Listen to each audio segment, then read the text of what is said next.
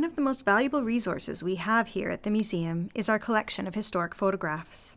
These images are literal windows into our past, and we use them often in exhibits, school programs, and even in our social media channels. Hundreds can be found digitized on our website. There are very few professional photographers represented in the archives. However, there are one or two for whom we have a large collection of their work. One of the most prolific photographers in Campbell River's history was the team made up of Godfrey and May Baldwin.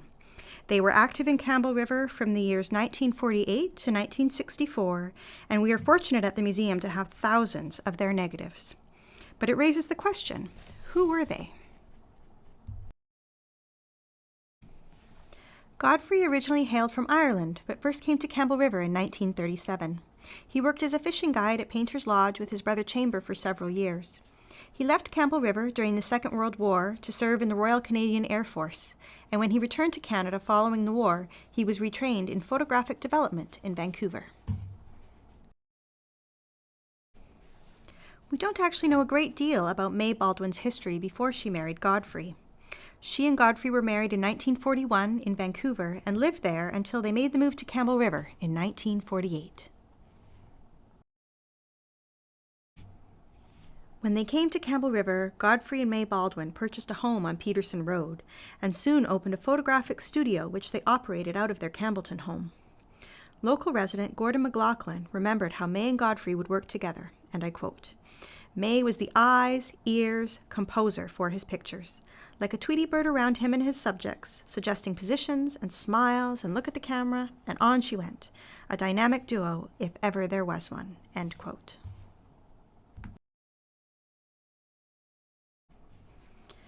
They quickly became immersed in community life, photographing community events, weddings, sporting activities, openings, parades, celebrations, even working for the RCMP to photograph accident and crime scenes.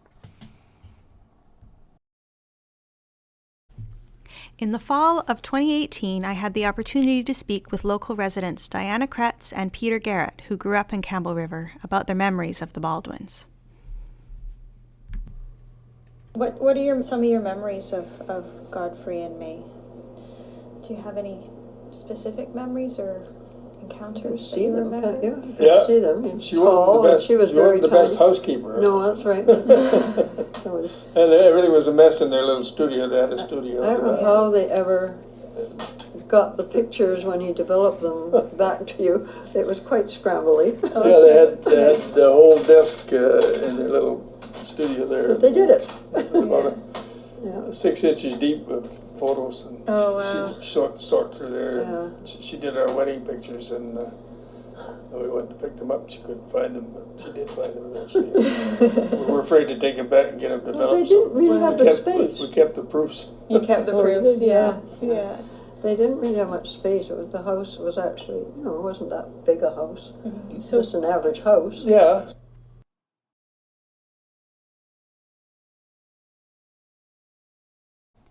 Fairly quickly after arriving in the community, the Baldwins became involved with the local newspaper, the Campbell River Courier. And that's when the offices looked like this. No digital prints here.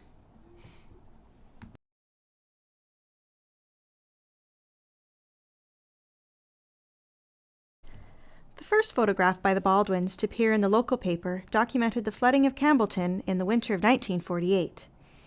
Before the Baldwins arrived in Campbell River, there were almost no local photographs found in the newspapers.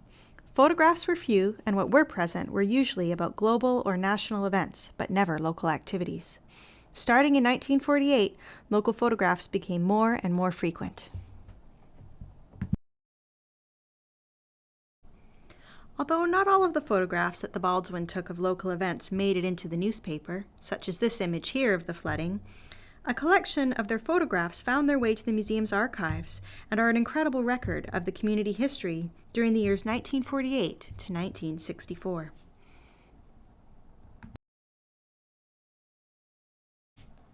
The Baldwins were staunch animal lovers, and their pets are often featured in their photographs.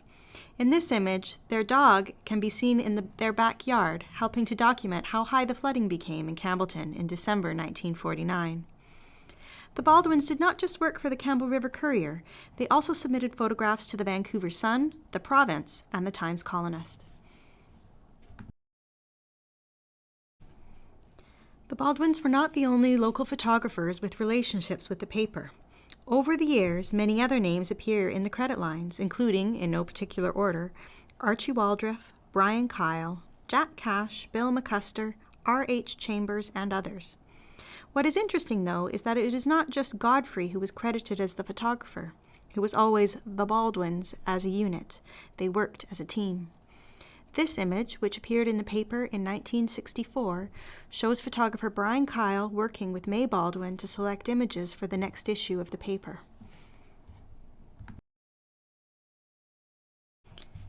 You see, in addition to her photographic work, May also wrote a regular column for the Courier about local goings-on called This and That.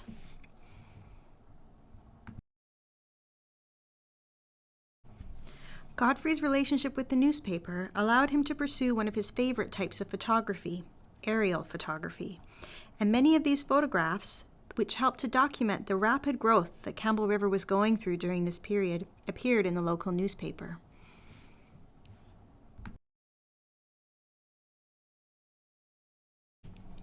In January 1964, Godfrey was on assignment for the local newspaper, up in a helicopter taking aerial photographs of Duncan Bay, when Godfrey suffered an unexpected heart attack. He was rushed to the hospital, where the helicopter made a dramatic landing in the parking lot. However, it was too late, and Godfrey could not be saved. It is with profound regret that we of this newspaper record the death of our staff member, photographer Godfrey Baldwin. We cannot begin to eulogize the esteem in which he was held by all of us. A hard worker, always a gentleman, and a good friend, he will be sorely missed by all of us at the Courier, and things will never be quite the same again. Perhaps Mrs. Baldwin summed it up best when she said, "Godfrey died as he would have wanted to, with his camera around his neck."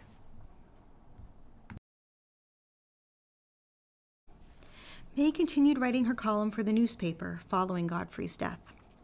She remained in town for a few years before retiring to England to spend her remaining years with family. Upon news of her passing, a large memorial service was held in Campbell River.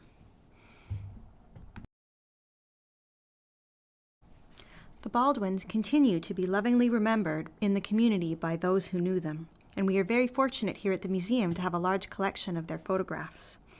Former archivist Sandra Parrish once said of the Baldwin collection, and I quote, "I was always aware of the metal garbage can tucked in the storage room in the old museum, but it wasn't until we prepared for the move to the new building that I took a peek inside. Simply labeled Baldwin, once opened, I was astounded by the sheer volume of the collection. Filled with hundreds of tightly rolled strips of 35mm film, I was both elated at the thought of what treasures the negatives would reveal, and dread at the thought of how to catalog such a massive amount of negatives. And then we uncovered a second container of similar size." End quote.